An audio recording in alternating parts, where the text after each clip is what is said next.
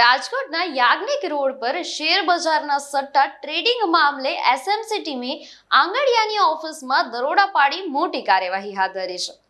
3 વ્યક્તિઓ સામે કાયદેસર પગલાંની તજવીજ શરૂ થતા શહેરમાં ચકચાર મચી છે. શું છે આ આખો મામલો? જોઈએ આ વિશેષ રિપોર્ટમાં. નમસ્કાર, હું છું અંજલિ રાવલ અને તમે જોઈ રહ્યા છો ન્યૂ ભારત ન્યૂઝ.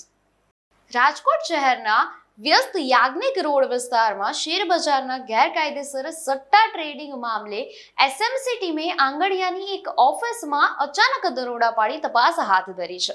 પ્રાથમિક માહિતી મુજબ ઓફિસમાંથી સંભવિત સટ્ટા વ્યવહાર સંબંધિત દસ્તાવેજો, હિસાબી નોંધપોથી અને ડિજિટલ ઉપકરણોની ચકાસણી કરવામાં આવી રહી છે.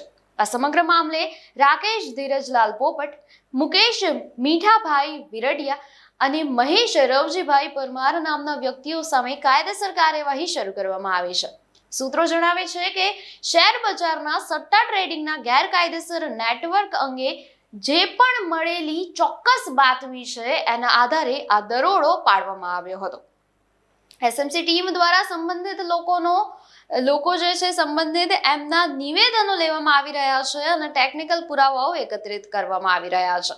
હાલ પ્રાથમિક તબક્કે ફરિયાદ નોંધવાની તજવીજ હાથ ધરવામાં આવી છે અને આગળની તપાસમાં વધુ ખુલાસાઓ થવાની શક્યતા વ્યક્ત કરવામાં આવી રહી છે.